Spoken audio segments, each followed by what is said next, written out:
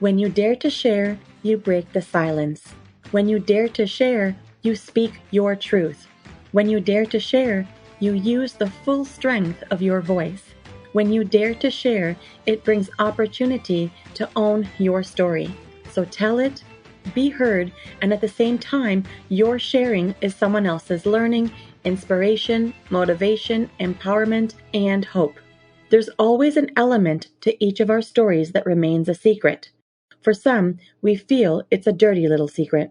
Dare to share your untold story exposes these secrets in a welcoming and positive way. I encourage each of you out there to dare yourself to share what is yours to tell. When we dare, it is the courage to do something really important. Let this be a vow to each and every single one of us that we take risk, we brave, confront, and face what is, while inspiring and empowering all communities. So let's break that silence and tap into mental beauty. This is Salima Jadavji, your podcast host, a practicing clinical social worker, and your mental wellness connoisseur. Welcome to the Dare to Share Your Untold Story podcast, episode number 41. A personal struggle and one single decision led her to success in the making. To all my fellow listeners, before we get started, I'm just dropping in a note to give you a heads up that this podcast might be emotionally triggering for you. We do invite guests onto the show who share openly about extremely difficult life moments with exposure and impact of what the struggles have been like. The intensity of each episode could have a variable impact on your emotional and mental well-being based on your own personal story. If at any point the topic becomes uncomfortable or upsetting to you in any way, please do not pressure yourself to listen. Instead, be kind to yourself, do some self-care, and perhaps give another episode a try.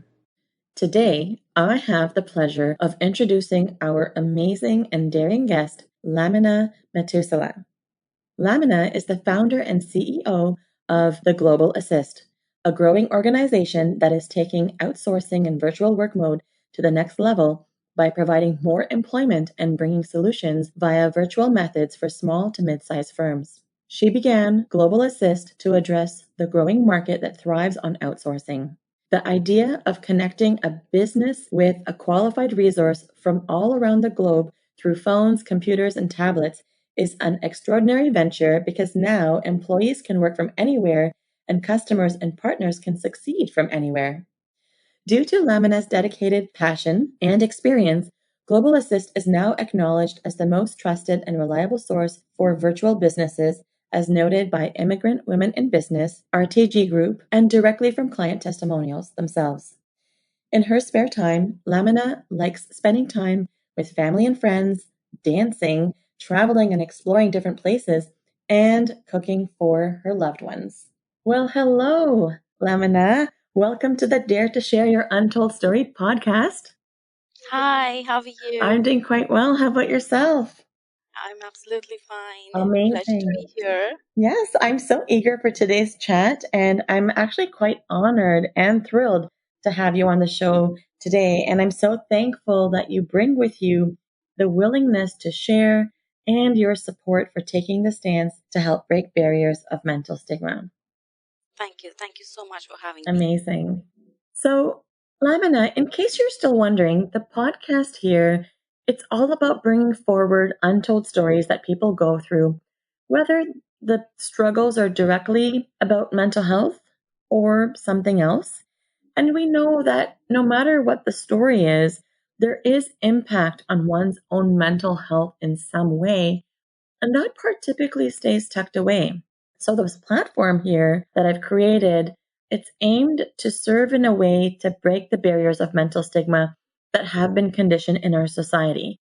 So our raw conversation that we have today, I hope, will really be there to encourage others to share and tell what people typically have reservations for expressing. And so I'm bringing forward a trend, and it's called the mental beauty rethink. What comes to mind, Laimina, when you hear the mental beauty rethink? Well, I just want to refer back to our first conversation when we started talking and we discussed about this idea, I never thought. I mean, when I shared my brief story with you, I never thought that this is something that has happened to me, or I've given so much importance to my mental health, mental stress, what I have gone through. Sometimes it just happens that you just move forward and forget about whatever has happened. What's your journey like? So when you repeat everything, when you tell to someone, it actually gives you more confidence and it motivates you to move forward. So that's what happened with me. So I just want to thank you for bringing this particular topic. It's from the day we've discussed, it has become very important thing to me as well. And yeah, thank you very much again. Wow, that's so beautiful. Thank you very much for sharing that. Yeah, it's amazing to know how much we suppress things that we experience because we are so conditioned to move forward and deal with the next thing and the next thing and what's the next pressure and the next stressor and the next performance measure that we have to look at, that we sometimes don't take the time that we need to take a step back and really look at what is the whole experience that we've just had and how is my mental health doing. And so I'm really glad that our conversation previously has helped you to take that pause and give you that opportunity to reflect. I really appreciate the sharing. Thank you. All right. So, Lamina, I'm ready to dive in. How about you? Absolutely, I'm all Awesome. ready. Awesome. Just what I wanted to hear. Right. Okay. Lamina, this is our first question. Give us the newspaper headline of how you would title your untold story. How would it read? It will be from a mother to an entrepreneur. Hmm. From a mother to an entrepreneur. Can you say a little bit more about that? Right. Right. So, of course, I'm a mother. I have a child who's 9 years. I've been married from past 11 years now, and I have been working. I've got 13 years of experience. Yes, I was a mother as well, and there was a tragic time, which me and my husband we were dealing. At the age when my son was 5 years, 3 years actually, we got to know that my son has profound hearing loss Hmm. in both ears, and this was a shock to the family, to complete family, because there was no history of such problem. And so at the age of 3, we got to know that he has this problem, and then we got him through all the treatments, and we got him equipments, and then at the age of 5, we made this decision that hearing aids will not help him to Hmm. grow in life, to reach up to a level, because he was just a child, and there was so much more required for him to be stable in life. Right. So much hearing is required. Hmm. So with the advice of doctors, we made this decision that he had to go through this surgery, which is called cochlear implant, Right. in both ears. And so we made this decision. I was in India, so we got him operated. And when your small one is I mean, making this decision that your child has to go through this surgery, it requires a lot of preparedness. So we discussed with the family. We spent almost all of our fortunes, and so that was the mental stress. It was a whole journey. When I will say we, it's both me, my husband, and my family as well, but it was mostly me and my husband who made this decision. And um, after that, when the surgery was successfully done, Hmm. um, in 2 years, we made this decision that we need to migrate to Canada, and we came to Canada. We came in 2019, April 2019, and here, when we were all settled, we were mentally relieved. I made this decision of starting my business, and yeah, that's how everything got started. So yeah, there was a whole There is chapter. a whole chapter. There's this whole chapter that you talk about, and it's like a synopsis of from a mother to an entrepreneur, and you just kind of walked us through an entire skinny of this chapter. I just got curious about a few things. So your son was he 5 years old when he had the cochlear implant surgery? Yes. Okay. And then how old was he when your family immigrated to Canada? 7 years old at Okay. the time, yes. So he was 7 years old. So now that's a huge piece because not only are we talking about your story, but we're talking about this journey of your son, your child, when they're so helpless and they're experiencing something so unique.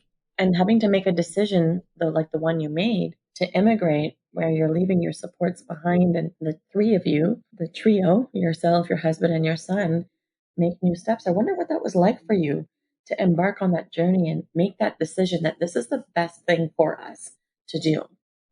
Right. Um, so yes, I mean it was a huge decision, and it was not easy at all. The first thing, we were always thinking about our son, because knew that there was some sort of insecurity the moment we got to know that he's got this problem. And even though in India is a developing country, everything is there, but we have almost spent most of our fortunes to got him to this surgery. Mm-hmm. And then we were also thinking that there is a future for him. We want to get him a stable life. We both were struggling. We were working as well. So yeah, I mean, while discussing with my husband, seeing what are the opportunities we have here in Canada and how we can give our son a better life. So eventually it obviously took us 2 years to make that decision. Mm-hmm. We went through PR, and it was a whole procedure. We also didn't want it to waste a lot of time, because this was a crucial stage for my son, and I wanted to make quick decision. Right. We don't want him to be behind in his studies, and although it took us 2 years, but here we are, and we are very satisfied. Right. And I'm curious, when you came to Canada and with some of the brief pieces that you mentioned when you were explaining details about, how you came up with your newspaper headline, it sounds like there was a bit of starting over that you had to do when you came to Canada. Can you speak about that start over feel? So we had a few recommendations from our friends who were in Canada, so we got to know the kind of opportunity we have in Canada and how we can start over everything. So then we applied for PR, Mm-hmm. and then of course it is a long procedure. It takes 1.5 years for the whole filing, and the documentation. So that was a whole procedure that we had to go through. Mm-hmm. So yeah, that was another piece altogether, because we just got relieved from our son's Right. surgery. And we had to see, I would just say, that's why I said that I was a mother first. My professional experience, whatever, I was going to office, and I had my own business experience, that was a different side. And when I was at home, it was a different story Mm-hmm. altogether. My focus was absolutely different, so I was affected. um, there was one more aspect back in India, that I was doing really good where I was working. Right. I was at a director position in a company, Mm-hmm. and making this decision overall to leave everything behind and move to a different country and start all over was another major decision, whether my professional career is important or my son's future is important. Because even if I'm doing good in my professional side, Right. still it's not going to give that good stability to my son, because we wanted him to be socially, mentally happy and successful. And so when I was thinking in the long run, this took me 6 months to make this decision, whether or not we should be moving to a new country Mm-hmm. altogether Mm-hmm. or not. So yeah, that was one of the things. But yes, my husband was very interested. He was very strong in terms with this decision, that he wants to come here for his son. And so I supported him. And yeah, I mean, like I said, everything, whatever happens for a reason. So we always believe that. And yeah, it was destined to be here, so we're here. Yeah, it sounds like everything did fall into place as it needed to, but it certainly started with that one single decision, which was Right. we need to move. We're going to move.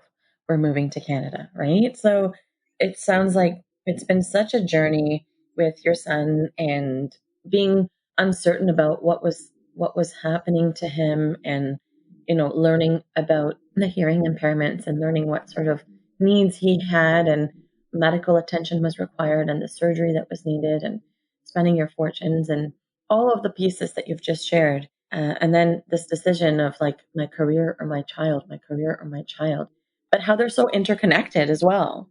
And so tell me more about how you were affected having gone through this journey of finding a way to support your son and your son's hearing. Back in India, when I also want to go a little back. We were new parents, and he was the only Mm-hmm. child. And first, we observed that he was not talking.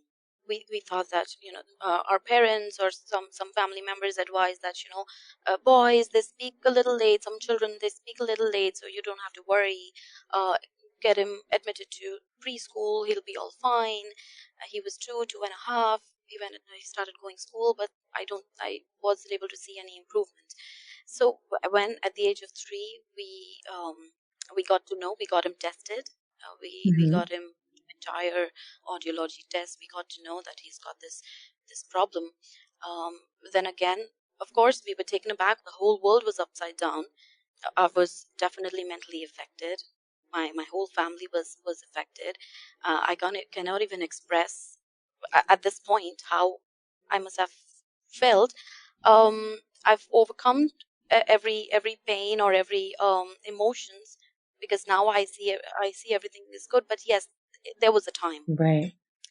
and then I had to stand back, because I cannot keep questioning God, or why this happened to me. I had to stand on my own and start my own research. So me and my husband, we studied a lot about this problem, what how the whole hearing works, how hearing aids are going to work for him. Mm-hmm. And so there was a lot of studies. We got into this whole procedure entirely, and before even we made this decision for his surgery, we did a lot of research. Mm-hmm. You really immersed yourself in the whole process of like, okay, let's study this together. Let's learn about what hearing impairments and impediments are about, and what are the supports he needs, what's the medical attention he requires, and what are the options and possibilities, and what's the pros and cons. Like, that's what I'm hearing you say, that you guys really immersed yourselves. Right, because it was not just one day decision. No. First, it was finances. Mm-hmm. Second, it was throwing our son to any surgery. I was never in favor of doing that. Although we were advised when he was at the age of 3 that he should. This is the best solution for him. But because we made a mistake, I would admit that we made a mistake because we were new parents, and when we were discussing about this solution from doctors, that getting him this surgery or getting him implants at the age of 3 is the best decision, best solution. We were not sure. Right. uh, First, it was happening for the first time in our family, and then of course it was an expensive one. Mm-hmm. So we took our time. We thought that maybe we'll start with the hearing aids and see how it goes. He started responding. I used to take him to speech therapies to develop his speech, Right. and he was doing good. He started doing good. I could see him improving every day. But there was a stage when one of the doctors, they reminded us again that with the help of, no matter how expensive hearing aid you're going to buy for him, he will be at a certain level, Mm-hmm. and cochlear implants are going to really help him, because there's this myth that you just want to hear what is around you, but there's beyond. There are noises from the atmosphere. There are trees, there are other sounds, which is very important for a child Right. who should know. It is not like he just should be hearing his parents and people around him. Mm-hmm. There's lot more, Right. especially when the child is growing. So then we understood everything, and then we had to make this strong decision. So we decided that he has to go to this surgery. Mm-hmm. Mm-hmm. Thank you for sharing about all of those details of how you were affected. Lamina, when people come to see me for therapy, individuals, they tend to be in one of three places. Some are getting started, some are in the middle, and some are looking back. So, what part of the journey would you say that you're in? Would you say that you're at the beginning, in the middle, or looking back? Well, I would say I'm in the middle Mhm. right now. And so, what do you want to remember about the process up to this point in your healing journey? I don't know. I mean, it was it was a turmoil. We every day dealing with the situation. He's my only. I mean, I don't know how to express this thing, but all when I go back, when I see myself, I see that I'm a lot more stronger person. Hmm. I've learned a lot, and with my own experiences, you know, Hmm. and I did it because of my child. I wanted to be strong because I knew that if I am strong, or if my husband is strong, we will make sure that we give everything to him what he deserves. Hmm. And if I am depressed, if I am demotivated, not willing to do anything, then I don't think I will be able to give that confidence to my son, and he will be depressed as well. So I didn't want to give him that kind of example. So I decided that I have to forget everything. We were grateful that we got this opportunity. Science has developed a lot. They came up with this new equipments for children like with this disability, and now they're able to, do things on their own. They're independent. Right. So we had to look forward. Hmm. So that's what I think I have changed in It myself. really sounds like when you were sharing all of those details that it's like your son was your motivator. He was your anchor to help keep you going. It's like you didn't lose sight of what you were doing and the purpose behind it. And you reminded Right, yourself on a daily basis, no matter how painful it was, you wanted to find a way to keep going for your son. right. I mean, there was one thing as well that I wanted to share. Hmm. When I used to take my son to the therapies, I used to see other kids. Um, some. I mean, the condition of other kids was so bad that there were some autistic um kids. They have this sight problem, speaking problem, Hmm. some mental issues as well. And so, seeing them and seeing the mothers, they were so courageous, they were so strong. That also used to inspire me, Hmm. that if they can do it, I can too. What you see, you take an example and then you try to improve yourself. Right. Take what you see and learn from it. Yeah. And so that was also another like learning piece for you to kind of keep you in Absolutely. check. And so, what would you say that you're grateful for with encountering this journey of your untold story with your son's hearing challenges and everything that has happened? First of all, I'm really grateful to God. I I never complained when I got to know. I was upset, but yes, I was always. I mean, I'm especially grateful to God that whatever challenges He has given, at least He gave us the strength to overcome. Grateful for my family, my husband, that they were with me, and we were together in this, so we were able to overcome this problem. And my son, for sure, he's the strongest smart child, and I'm lucky to have him. Mhm. That's beautiful. Your son is strong and smart, and you have shown him that he can overcome anything. Absolutely. Wonderful. So, Lamina, I'm curious about how your untold story has affected your mental health. I mean, I think that you have started to share a few pieces with me. Like there was a moment where you might have questioned God, or you might have been wondering, like, why is this happening to me? I also heard you talk about a number of worries and fears. But yeah, I'm just really curious about how your mental health was affected. What impact would you say did it have on you? Like, what was that turmoil like? The part that we don't always talk about. What was that like for you? Well, of course, I don't know how to express my mental health at that time. Hmm. I was, you can say, I was in depression. Hmm. But I love working so much. I have been working for so long. When I was pregnant with him, when he was delivered, I just took a little break, and then again started working. I loved working, Hmm. but when I got to know about him, this I mean, I just thought that I would leave everything, and I don't wanted to go to office and speak to Mhm. anyone. And there was a lot of struggle. Then we have this responsibility of taking him to speech therapy every day. I saw him struggling, then learning words, of how I had to practice with him, saying each Mhm. words, and from words to sentences, Mhm. every growth. So I used to feel demotivated sometimes. I was not successful when we talk about his growth and his learnings. It was not one day thing. It took. It was a gradual thing. I had Yes. to. We had to spend. It has been years. So every day was a struggle. Every day was a challenge. Mhm. Some days were happy. Some days were sad. Right. So yeah, that was a kind of mental state, I would say, I was in. But yeah, we just overcome everything because of the support of the family. It's so great that you had a supportive family.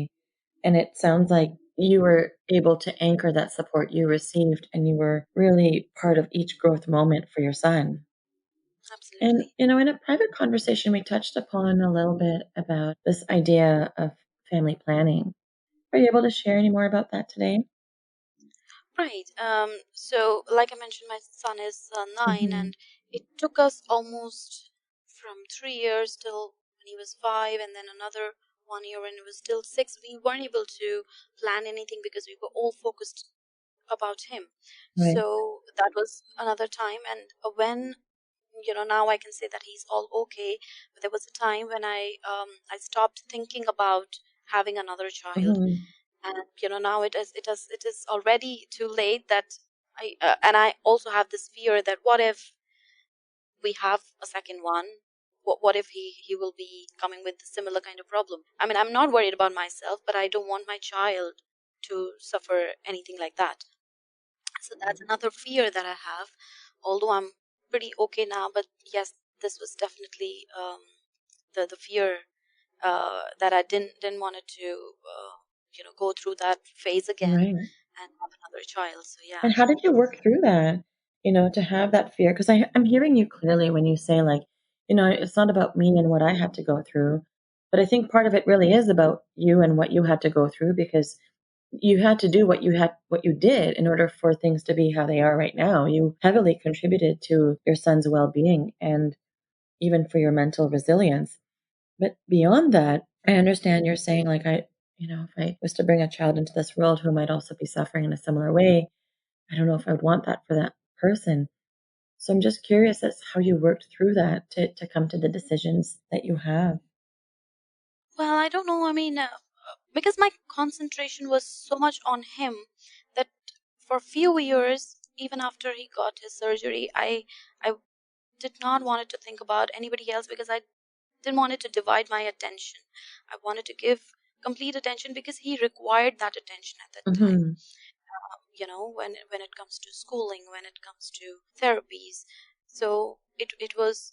I mean, I didn't want it to bring someone and then not pay him as much as attention as he needed at that point because he was just so little at that time. Right. um and then when he was 7 8, I did discuss with one of our doctors, and then our doctors advised us to, because see, we were not sure if he was born with this disability right when he was. I mean, it's a born problem or something happened in between. Nobody was sure. Even the doctors were not sure that, because you don't have anybody in the heredity, we're not sure if he had this problem right when he was born, Right. or something happened when he was, maybe it can cause through high fever, or any problem in the brains, sensory issues. So the doctors were not sure, and so they advised me to go through genetic test, which I didn't, because then we made this decision that we have to migrate to Canada, and then we didn't pay much attention to go through a genetical test just to identify if at all we plan for the second one, Right. will do we have any issues like that. Okay. So we didn't get a chance to go through that genetical test. But yes, this was always a confusion in me, that if we made this decision, I don't want to go through that phase again. Mm-hmm. Mm-hmm. So yeah, and we are still in question. Right. Right. Yeah. I understand. So then, what are those key messages for the listeners of our show? What would you want them to know? I just I will just share my experience that I was um depressed, but then you should have somebody to look up to. You should have that kind of motivation. Like I always, I mentioned in my journey, I had my son and my husband, especially my son. So I wanted to be what I am for my son, and this is what I wanted to advise all the listeners as well, that you should have some kind of motivation to to reach up to a level. Okay. So really have someone to look up to and find that motivation for yourself. What ignites that motivation for you? And anything else that you'd want the listeners of the show to know in terms of an important message? I mean, it was very difficult for me to share every piece. Like I mentioned in the Mm-hmm. beginning, sometimes we just go in the flow and we don't look back uh, what we have gone through or what we have achieved. So it was very important to actually tell your story to someone. And when I tell my story now, this is the first time that I'm telling my story Mm-hmm. right from the Mm-hmm. beginning. So it is making me more stronger now, and it's making me happy that I've come this long way. And yeah, I think from now on I will showcase myself as a more stronger person, and I can make more strong decisions in life. Right.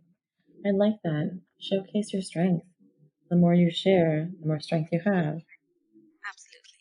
And I think that's what you do, and I want to congratulate you doing such a fabulous job, because this will definitely make my life better, and I've just got another perspective, because I learned from myself a lot when I was talking about myself. I talked about Mm-hmm. my mental weaknesses and some strengths now. So what I've changed. I've come a long way. I've changed myself a lot. So yeah, when you talk about yourself to others, when you tell them, it actually changes a lot of things and perspectives in life. Mm-hmm. Well, thank you for saying those kind words and for sharing how this has been impactful to you because, this is very much in line with the mission of what the podcast is intending to do and that power of sharing and telling and how it actually opens up opportunity for yourself and also helps people realize that there's strength in sharing and that there's strength in telling your story and it is part of the healing process. Yes, Absolutely. right. So I'm curious, Lamina, what would you say is your game changer inspiration that's close to you that really reflects your untold story? So is there like an inspirational quote or a book or an event or something that really spoke to you that kind of ignited that fire for you to know what you needed to do to make the shift that you made? Well, so when we came here, I always wanted to have my own business, right? When we were in India, Hmm. this was my, kind of dream, but I did not get the opportunity. I was working there, I was settled. So starting your own business is something not a regular person who's working can make a decision so easily. So when we came here, first thing was that I was mentally stable, that my son is here and he will get all the facilities required, and he's going to school. There are some institutions who are taking care of him, taking a regular check on him. So mentally satisfied, mentally stable from that point. And then I got an opportunity to check what I want to become, what I want to do. So my husband really helped me, and he really pushed me to pursue my dream of starting my own business. Hmm. So I also want to give tell you that I really saw these wonderful groups on LinkedIn, immigrant women who are doing some great jobs, and they're running their own individual businesses, and that really motivated me to do what I wanted to do. And yeah, that's how I started my own venture in 2019, and it's been 3 years. We're still growing. Mm-hmm. You're still growing, yet you've made so much success in the making, right? So it's fabulous. So, what would be a cause or an organization that has been impactful to you on your journey that you would like to give a shout out to? Well, I'd like to give a shout out to IWB, Immigrant Women in Mm-hmm. Business. That really motivated me. Mm-hmm. It gave me a real example of how women from different countries, they come to Canada with a lot of dreams, and they start at a small level, and how they grow, how they meet people. So I was seeing a lot of social media activities, and how they were so aligned, and making women so strong. So that really motivated me, and so I joined this group. So I really want to thank them. So yeah, really to them and to my company for sure, Global Assist, um, for making me what I am right now. Mm-hmm. And it was a small dream, and now it's growing. We've been able to give employment to 35 people right now, and I feel so blessed at the time of pandemic, where everybody was so depressed. People were losing jobs, and we gave them opportunity to work, be happy, stick with us, and also get more and more people. So yeah, I feel so much happy about giving happiness to people. Amazing. So, a shout out to Immigrant Women in Business as well as the Global Assist. I love it. Thank you so much. So, okay. So, how can people connect with you if they would like to? I mean, I know we've got some of your social handles that we'll definitely put on the show notes page for you, but Right. So how can people connect with you? Right, so I'm available on LinkedIn.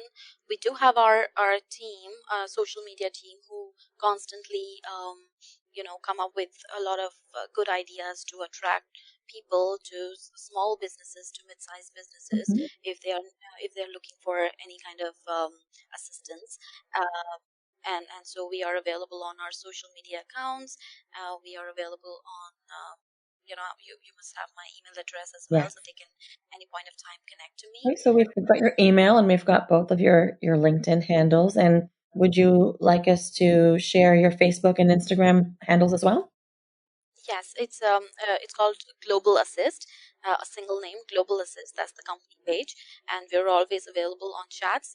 You can also visit our website, which is www.theglobalAssist.com, and we are available on chats. So anybody who has got simple question can just drop in a message, and we'll be very easily we'll be able to connect with Amazing. people. Yeah. That sounds lovely. That really sounds lovely. Wow. Lamina, guess what? You've just dared yourself to share. Congrats. Thank you so much. How was it to put yourself in that hot seat? How was it? Oh, it was wonderful. Mm-hmm. And I will keep repeating myself that I feel so great, Mm-hmm. uh, saying everything whatever I have experienced, to giving them all these were thoughts, and sharing this piece of information with somebody is such a strong feeling altogether. Mm-hmm. Now, I mean, I feel so happy and relieved and relaxed. That's so amazing to hear. And Lamina, I am also really thankful that you provided me with this opportunity to interview you on this podcast and for you to share with such energy and enthusiasm and openness.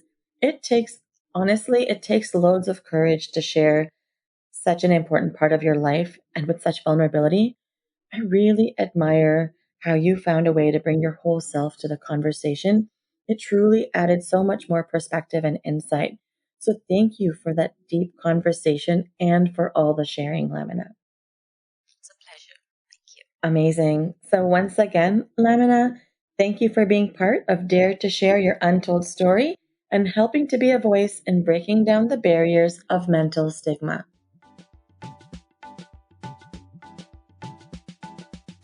To all of our listeners, if you like what you've been hearing on this podcast and you want to be part of breaking down barriers of mental stigma, I invite you to go wherever you are listening to the episode and hit subscribe. Leave us a comment or a review of the episode and maybe how you relate to it. To learn more about what we offer, visit www.daretoheal.co And if you are feeling ready and brave to share, please submit your story by visiting www.daretoshare.co. Thanks for joining in.